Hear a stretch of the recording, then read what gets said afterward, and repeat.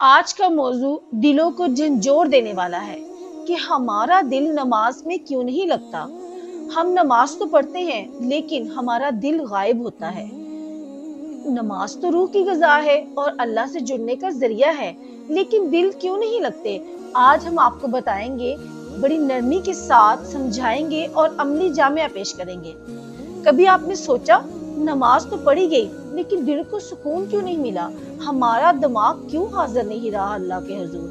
کیونکہ ہم اللہ سے جڑے نہیں ہوئے، ہمارا دماغ دنیاوی کاموں میں لگا ہوا ہے۔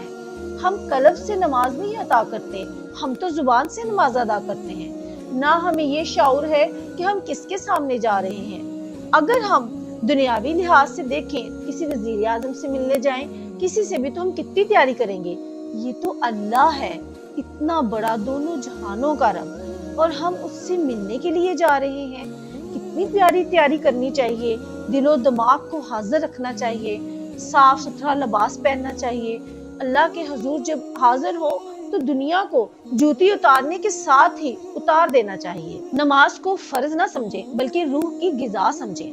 اللہ تعالیٰ قرآن پاک میں فرماتے ہیں، سورہ حجرات کی آیت نمبر 14 میں، اے لوگوں نماز قائم کرو تاکہ تم مجھے یاد رکھو۔ یعنی کہ نماز تو اللہ کو یاد رکھنے کا ذریعہ ہے، اس میں ہمارا ہی فائدہ ہے۔ اللہ تعالیٰ فرماتے ہیں، اے میرے بندے تو میرا ذکر کرے گا تو میں تمہارا ذکر کروں گا۔ کتنا بڑا رب ہمارا ذکر کرے گا، اور نماز تو ہے ہی ذکر کرنے کی جگہ۔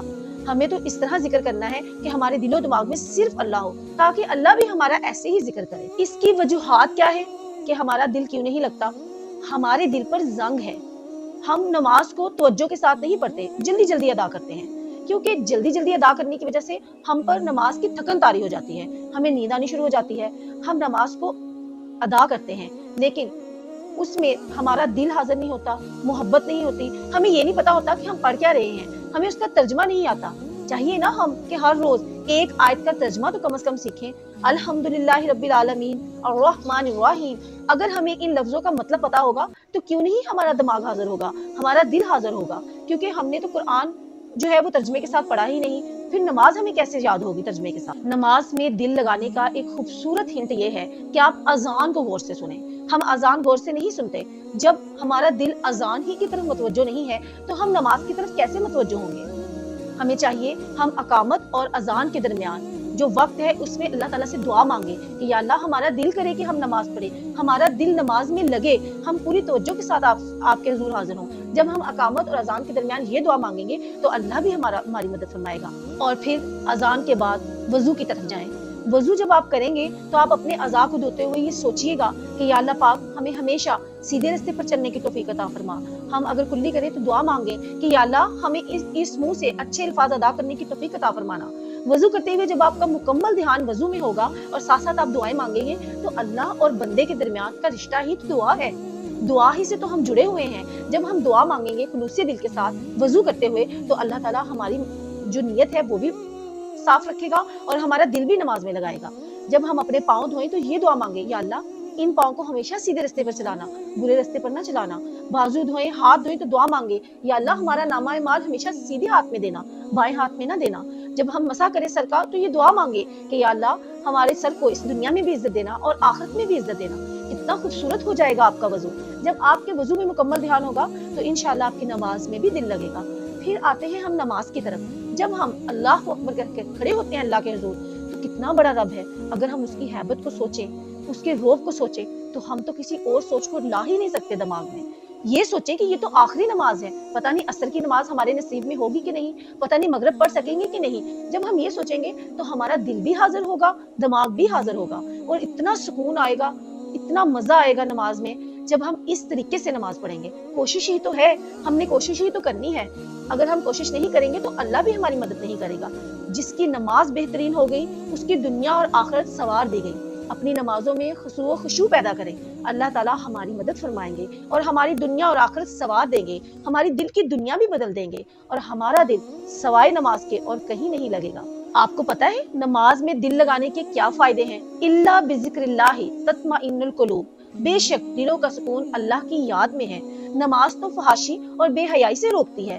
तो जब हम अल्लाह का जिक्र दिल से करेंगे, मोहब्बत से करेंगे, तो क्यों ना नमाजें हमारी जिंदगियों को बदलेगी, हमारे किरदार को बदलेगी, हमारे जुबान और अमल में तजाद पैदा नहीं होगा, बल्कि हम जो कह रहे होंगे उस पर अमल भी कर रहे होंगे, फहाशी और बेहयाई से बच भी रहे होंगे। और बंदा सबसे ज्यादा करीब सजदे में होता है। अल्लाह ताला फरमाते हैं, और बंदा सबसे ज्यादा अल्लाह के करीब सजदे में होता है। जो नमाज जाया करता है, अल्लाह ताला उसकी जिंदगी से बरकत छीन लेता है।